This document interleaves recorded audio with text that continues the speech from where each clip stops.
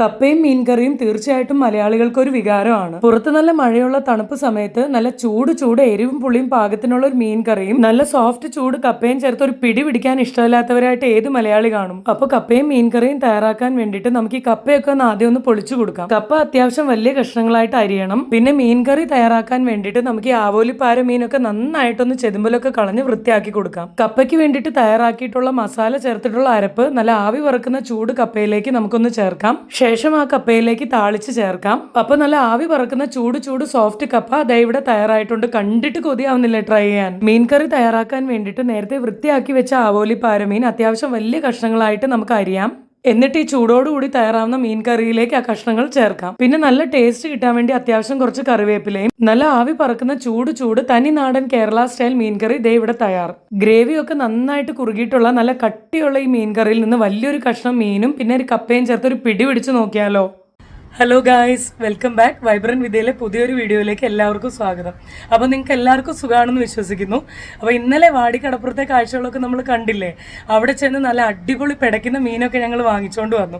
അപ്പോൾ എന്തിനാന്നായിരിക്കും, തീർച്ചയായിട്ടും നല്ല എരിവും പുളിയൊക്കെ ഉള്ള അടിപൊളിയായിട്ടുള്ള തനി നാടൻ കേരള സ്റ്റൈലിലുള്ള ഒരു മീൻകറി തയ്യാറാക്കാൻ വേണ്ടിയിട്ടാണ്. അപ്പോൾ ഇപ്പം ഞാൻ എവിടെ നിൽക്കുന്നതായിരിക്കും, ഇപ്പം ഞാൻ നിൽക്കുന്നതാ നമ്മുടെ സ്വന്തം റീമയുടെ വീട്ടിലാണ്. അപ്പോൾ ഇന്ന് റീമയും ഞാനും കൂടെ ചേർന്നാണ് ഈ ഒരു മീൻകറി തയ്യാറാക്കുന്നത്. എന്തായാലും നമുക്ക് അകത്ത് എന്നിട്ട് ആ കാഴ്ചകളൊക്കെ കാണാം. അപ്പോൾ വീഡിയോ സ്കിപ്പ് ചെയ്യാതെ മുഴുവനായിട്ട് കാണണം. അതുപോലെ എൻ്റെ തുടർന്നുള്ള വീഡിയോസ് കാണണമെങ്കിൽ ചാനൽ സബ്സ്ക്രൈബ് ചെയ്താലേ പറ്റൂ. അപ്പോൾ തീർച്ചയായിട്ടും വീഡിയോ ലൈക്ക് ചെയ്യാനും ഷെയർ ചെയ്യാനും കമൻറ്റ് ചെയ്യാനും ചാനൽ സബ്സ്ക്രൈബ് ചെയ്യാത്തവർ ഉറപ്പായിട്ടും സബ്സ്ക്രൈബ് ചെയ്യാനും മറക്കരുത്. എന്തായാലും എന്ത് പറയുന്നു റീമ, എന്ത് പറയുന്നു? കൊതിയാവുന്ന ശരിക്കും പറഞ്ഞാല് എല്ലാരെയും കൊതിപ്പിക്കാൻ പോവാണ് ഞങ്ങൾ. അപ്പൊ ഇന്നൊരു രക്ഷയില്ല. അപ്പൊ വീഡിയോ സ്കിപ്പ് ചെയ്യാതെ മുഴുവനായിട്ട് കാണണം. എന്തായാലും നമുക്ക് ആ കൊതി ഊർന്ന മീൻകറി തയ്യാറാക്കുന്ന കാഴ്ചകളിലോട്ട് പോവാം. അപ്പൊ നമ്മുടെ ചാനലിൽ ആദ്യമായിട്ടാണ് ഒരു കുക്കിംഗ് വീഡിയോ ചെയ്യാനായിട്ട് പോകുന്നത്. അത് നമുക്ക് ഐശ്വര്യമായിട്ട് മീൻകറി വെച്ച് തന്നെ തുടങ്ങാം. എന്ത് പറയുന്നു റീമ, എന്ത് പറയുന്നു? അതെ, നമുക്ക് നാടൻ സ്റ്റൈലിൽ നല്ല ചട്ടിയിലൊരു മീൻകറി വെച്ച് തന്നെ തുടങ്ങാം അല്ലേ? അപ്പൊ എന്തായാലും സ്റ്റാർട്ട് ചെയ്യാം നമുക്ക് ഒരുമിച്ച്. അപ്പൊ എങ്ങനെയാന്നുള്ളത് നമ്മൾ പറയാം. അപ്പൊ ഫസ്റ്റ് നമ്മള് ചട്ടി വെച്ച് കഴിഞ്ഞു. അപ്പൊ ഇനി എന്താണ് റീമ ചെയ്യേണ്ടത്? എണ്ണയാണ്. ഫസ്റ്റ് എണ്ണയാണ്. ചട്ടി വെളിച്ചെണ്ണയല്ലേ റീമ? അതെ അതെ. എണ്ണയ്ക്ക് വീഴാനൊരു പാട് കുറച്ച് പ്രയാസമുണ്ടല്ലേ, ഒരു ജാട. അങ്ങോട്ട് വീഴെണ്ണ അങ്ങോട്ട് ഞാൻ ഒഴിച്ചു തരട്ടെ റീമ? ഇല്ല, ഇതാണ് പോയി. ഞങ്ങൾ കൊല്ലംകാരൊക്കെ ഇച്ചിരി വെളിച്ചെണ്ണയൊക്കെ കൂടുതൽ ഉപയോഗിക്കും. പിന്നെ തീർച്ചയായിട്ടും നമുക്ക് കൊല്ലംകാർക്ക് എല്ലാം കൂടുതലല്ലേ, സ്നേഹവും എല്ലാം. പിന്നെ അടുത്തതായിട്ട് ഇതൊന്ന് ചൂടാവണം അല്ലേ? എണ്ണ ചൂടായ ശേഷം ഇനിയിപ്പോൾ അതിനകത്ത് എണ്ണ ചൂടായി കഴിഞ്ഞു. ഇനി ഇതിനകത്ത് കുറച്ച് ഉലുവയാണ് നമ്മൾ ഇടാൻ പോകുന്നത്. അപ്പോൾ ഉലുവയൊക്കെ ഇട്ട് അതൊന്ന് പൊട്ടി വരണം. ഇനി ഈ സൈഡിലൊക്കെ നല്ല അടിപൊളിയായിട്ടൊരു ചെടിയൊക്കെ കാണാൻ പറ്റുന്നുണ്ട്. നല്ല ഭംഗിയുണ്ട് കാണാനായിട്ട്. ഇത് എവിടെ നിന്ന് അറിയുമോ, എവിടെ നിന്നാണ് എടുത്തത്? ഇത് എന്റെ കൂടെ വർഷങ്ങളായിട്ടുള്ള എന്റെ ചെടിയാണ്. എന്നാലും നല്ല ഭംഗിയുണ്ട്. ഈ കിച്ചണിലെ ആ ഒരു കളറിന് നന്നായിട്ട്, അടുക്കളയുടെ പച്ച കളറിന് നന്നായിട്ട് ചേരുന്നുണ്ട്. സൂപ്പർ ആയിട്ടുണ്ട്. അത് ആരുടെ ഐഡിയ ആയിരുന്നു വെക്കുന്നത്? എനിക്ക് ഒരിടയ്ക്ക് ഗാർഡനിങ്ങിന്റെ ഒരു ഭ്രാന്ത് ഉണ്ടായിരുന്നു. ആ ടൈമിൽ ഞാൻ വാങ്ങിയതാണ്. ആ ടൈമിൽ വെച്ചാണല്ലേ അത്? എന്തായാലും എനിക്ക് നല്ല ഇഷ്ടപ്പെട്ടു. അങ്ങനെ അധികം അടുക്കളയിൽ ഞാൻ കണ്ടിട്ടില്ല ഇതിനു മുമ്പ്. എന്റെ വീട്ടിൽ പോലും അങ്ങനെ ഇല്ല. എനിക്ക് ഒരുപാട് ഇഷ്ടമായി. അടുത്തതായിട്ട് ഒരു കൈപ്പിടി നിറയെ, അതായത് ഒരു 10-15 ചെറിയ ഉള്ളിയാണ് ഇതിനകത്ത് ചേർക്കാനായിട്ട് പോകുന്നത്. പിന്നെ ഇതൊന്ന് റെഡിയായി വരട്ടെ. ഇതൊന്ന് വഴറ്റി കൊടുക്കാമേ. ഇതൊന്ന് വഴറ്റി കൊടുക്കാം. ഈ ചെറിയ ഉള്ളി ഇനി ലൈറ്റ് ഒരു ബ്രൗൺ കളർ എന്ന് പറയുമ്പോൾ ഒരു ഗോൾഡൻ കളർ ആവുന്നവരെ നമ്മളിങ്ങനെ നന്നായിട്ട് വഴറ്റി കൊടുക്കണം. ഇതുവരെ ആ കളർ ആയിട്ടില്ല കേട്ടോ. ലൈറ്റ് ഒരു ബ്രൗൺ കളർ, ഒരു ഗോൾഡൻ കളർ ആവുന്നവരെ നമ്മൾ നന്നായിട്ട് വഴറ്റി കൊടുക്കണം. അപ്പോൾ അത് വഴറ്റിക്കൊണ്ടിരിക്കുകയാണ്, ആയിട്ടില്ല ഇതുവരെ. ഇനി അടുത്തതായിട്ട് ഒരു വലിയ തക്കാളി ഫുള്ളാണ് ഇതിനകത്ത് അരിഞ്ഞിടാൻ പോകുന്നത്. ഇനി ഇത് നന്നായിട്ടൊന്ന് വഴറ്റി കൊടുക്കണം. തക്കാളി ഒന്ന് ഉടയുന്നത് വരാം. തക്കാളി നന്നായിട്ടൊന്ന് മൂത്ത് ഒന്ന് ഉടഞ്ഞു വരുന്നവരെ നമ്മളിങ്ങനെ നന്നായിട്ട് വഴറ്റി കൊടുത്തുകൊണ്ടിരിക്കണം. തക്കാളി അത്യാവശ്യം നന്നായിട്ട് വഴണ്ട് വന്നിട്ടുണ്ട്. ഇനി അതിലേക്ക് 2 ടീസ്പൂൺ മുളക് പൊടിയാണ് ചേർത്ത് കൊടുത്തിരിക്കുന്നത്. അടുത്തതായിട്ട് മല്ലിപ്പൊടി 1 സ്പൂൺ അതിലോട്ട് ചേർക്കാം. അടുത്തതായിട്ട് ഒരു 1/2 ടീസ്പൂൺ മഞ്ഞൾ പൊടിയും കൂടി.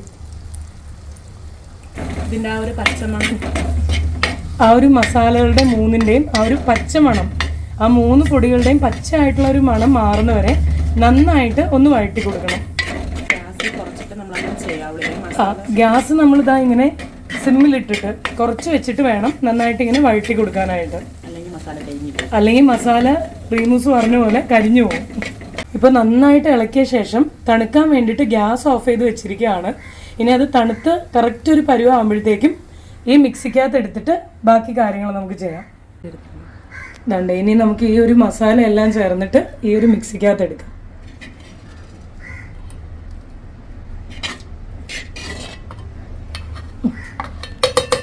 അപ്പോൾ എന്തായാലും നമുക്ക് ഈ മിക്സിക്കകത്ത് ഇത് നന്നായിട്ടൊന്ന് ആട്ടി കൊടുക്കാം എങ്ങനെ ഉണ്ടെന്ന്.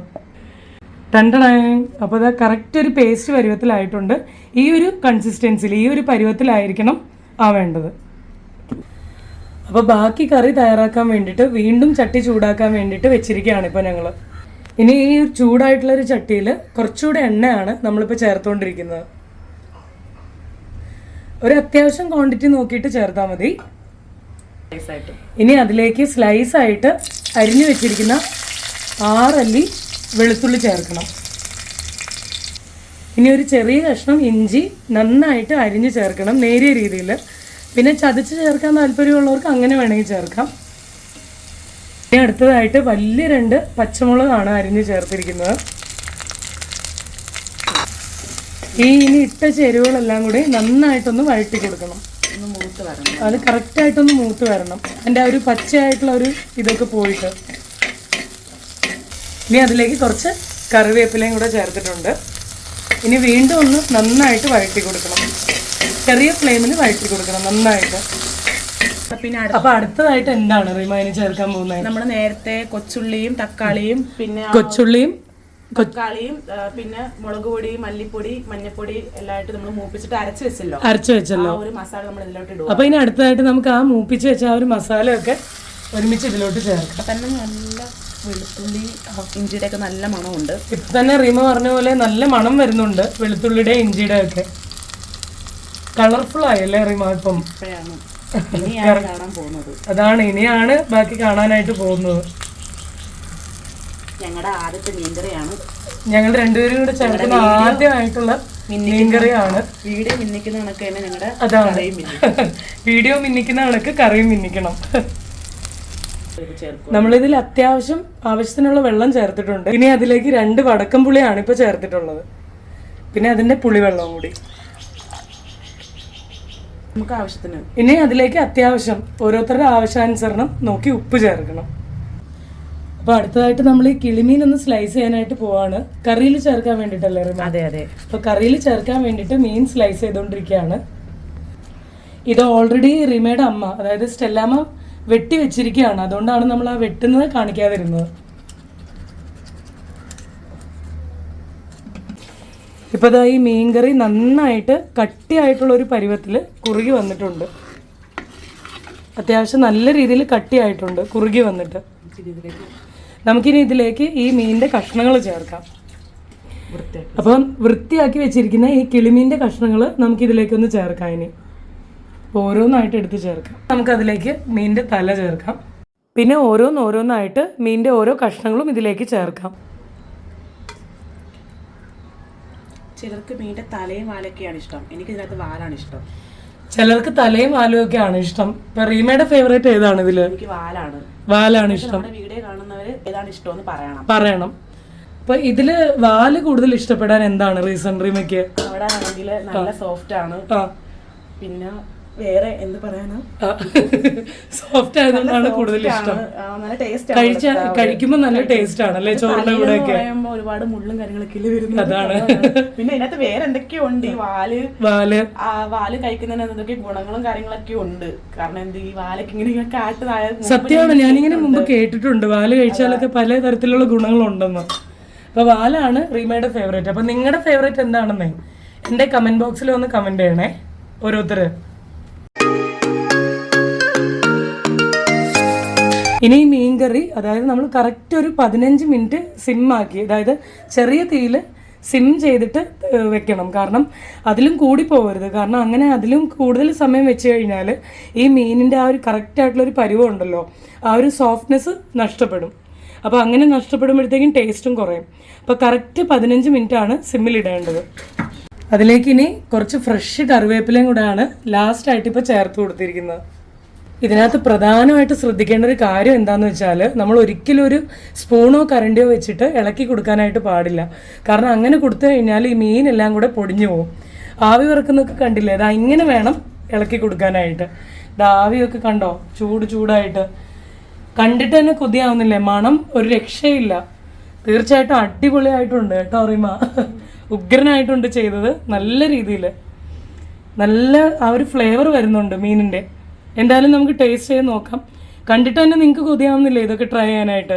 എന്തായാലും ട്രൈ ചെയ്ത് നോക്കണം കേട്ടോ. ഫീഡ്ബാക്ക് അറിയിക്കണം കമൻസിൽ, വീട്ടിലുണ്ടാക്കിയ ശേഷം, നോക്കിയ ശേഷം. ഇപ്പോൾ ഈ മീൻകറി അത്യാവശ്യം നന്നായിട്ട് നല്ല കട്ടിയോടുകൂടി കുറുകി വന്നിട്ടുണ്ട്. ആ കളറൊക്കെ നോക്കണം, കറക്റ്റായിട്ടൊരു എരിവും പുളിയൊക്കെ ചേർന്നിട്ട് ശരിക്കും പറഞ്ഞാൽ നല്ലൊരു മണമാണ് വരുന്നത്. അപ്പോൾ നമുക്ക് മലയാളികളുടെ എല്ലാവരുടെയും ഫേവറേറ്റ് ഒരു ഐറ്റം അല്ലേ ചീനി. അപ്പോൾ നമുക്ക് ചീനിയൊക്കെ ഒന്ന് പൊളിച്ച് സെറ്റാക്കി എടുക്കാം.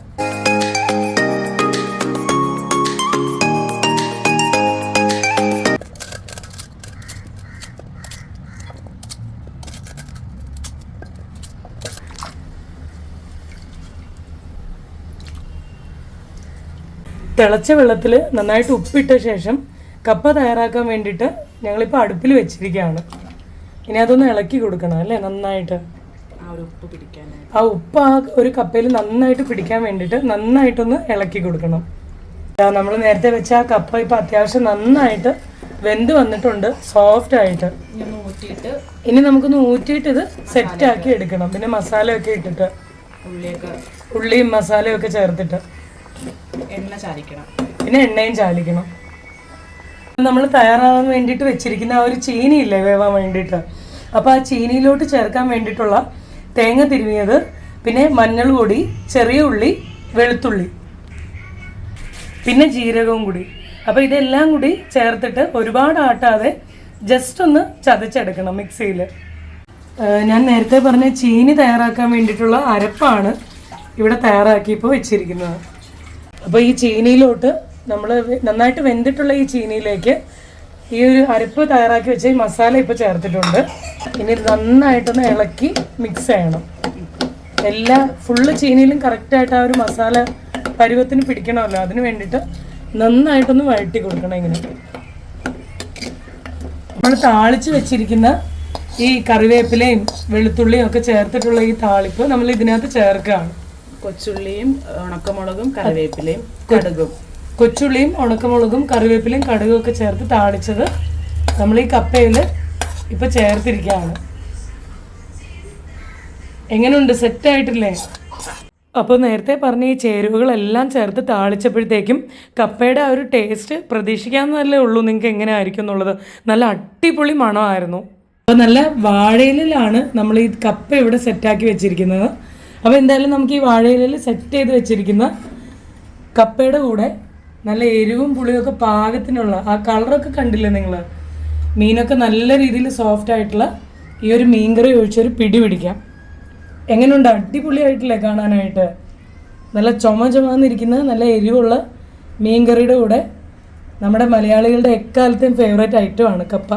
അപ്പോൾ നമുക്കൊരു ട്രൈ ചെയ്ത് നോക്കാം അല്ലേ എങ്ങനെയുണ്ടെന്നുള്ളത്.